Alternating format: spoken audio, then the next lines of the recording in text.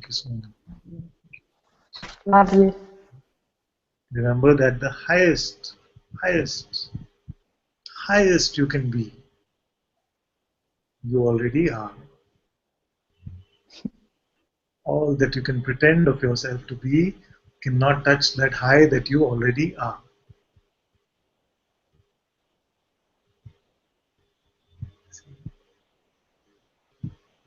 So these are not just words. When I say that God takes birth inside you,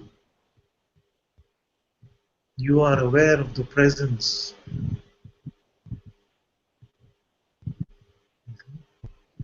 What must you be that God takes birth inside you? Can there be anything higher than that?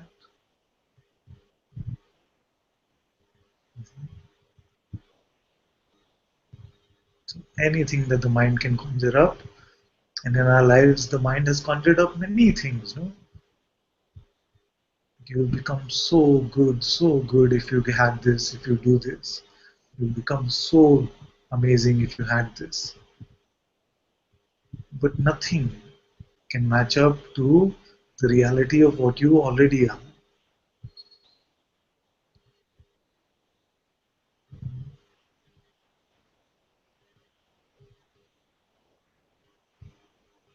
Even what is written in spiritual books about what can be expressed as the highest, that also means nothing for you. You are that much beyond any of this.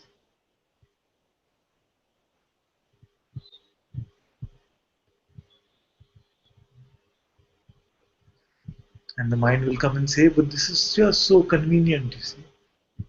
So convenient. That means any behavior can happen. And this is so convenient because you can say God is doing it.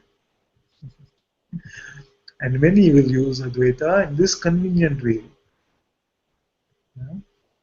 But for those in the Sangha, I can tell you that this is what is meant by the sensitivity. The minute you pick up this person, something will start to churn up inside you, like you want to vomit.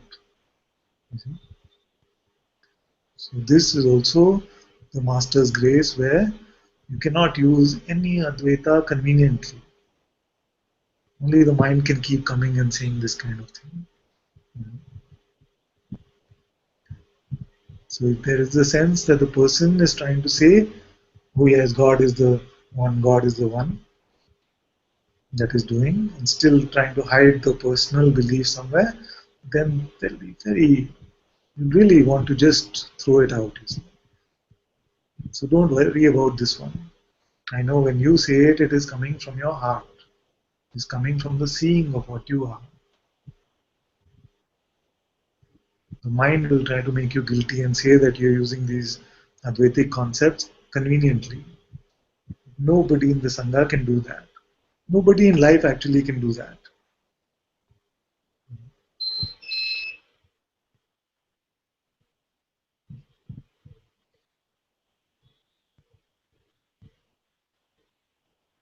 Very good. With this integrity, with this honesty, no idea of, no belief about personhood will be sustained.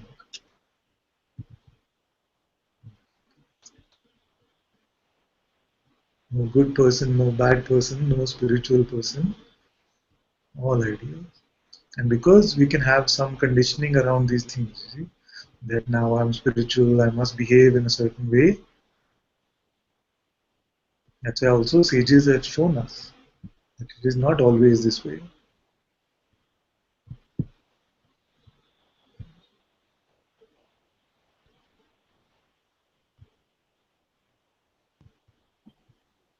But you know, last week I was in despair because when we say that, I'm like, well, why are we doing all of this then?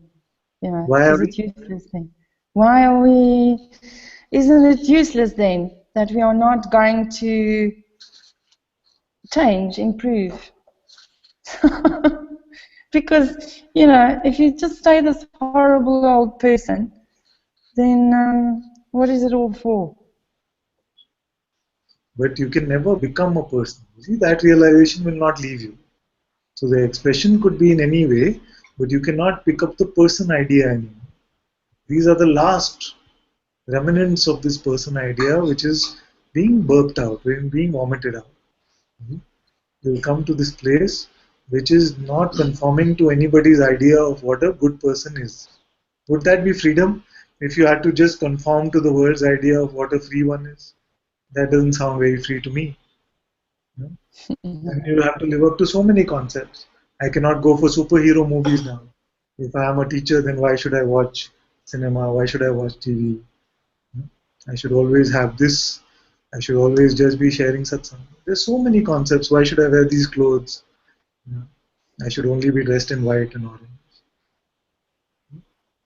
So this is just coming from some conditioning about what a spiritual person is.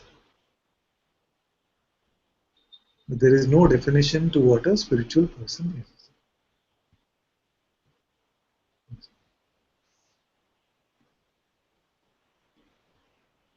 It is not necessary that a enlightened one sees everyone who needs some help and stops the car to help everyone.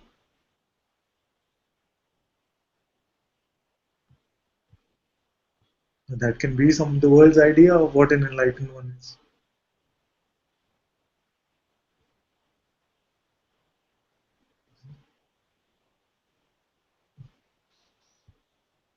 It's no idea about what it should be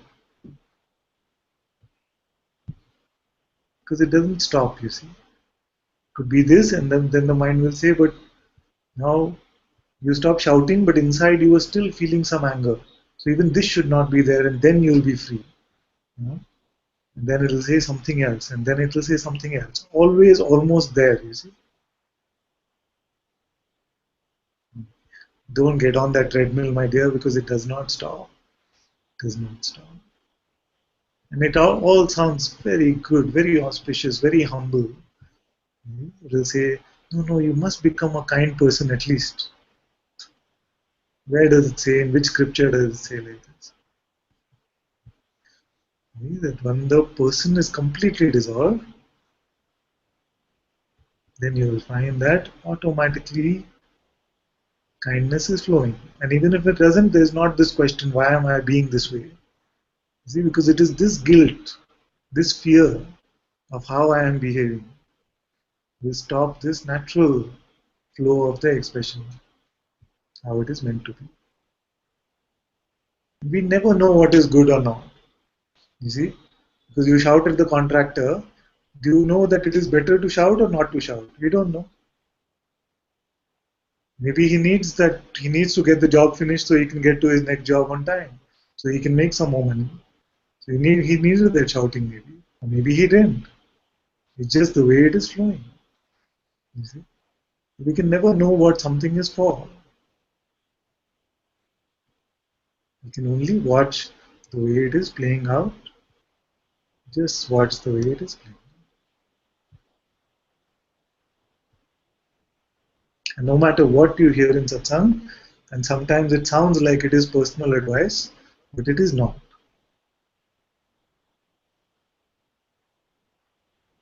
You see?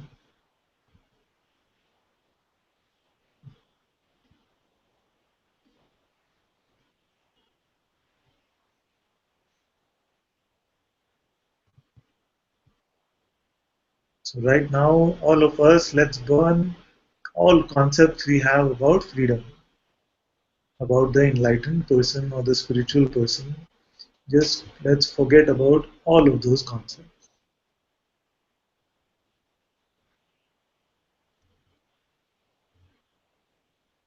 because the mind will use these to create guilt, to create remorse, to create fear, and keep us distracted from the truth of what we really are.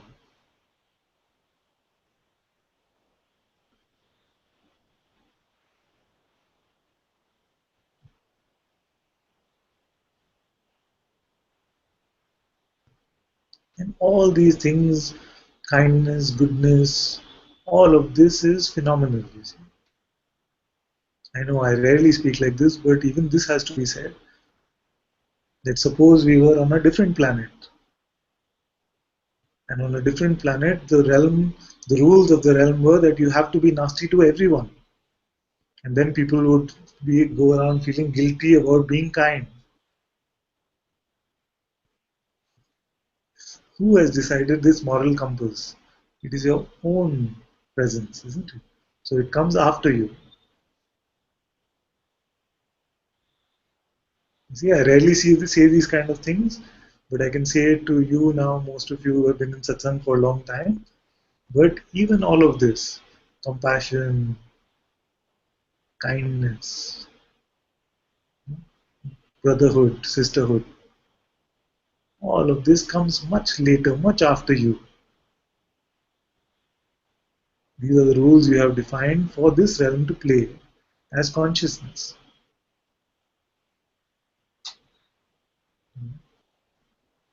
If there is life on another alien planet, it might operate in a different way.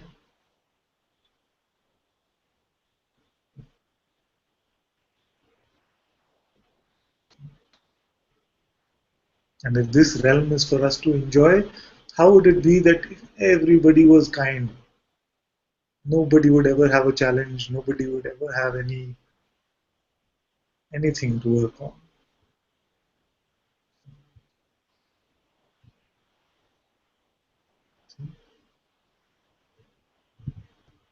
As Maharaj said, I just remain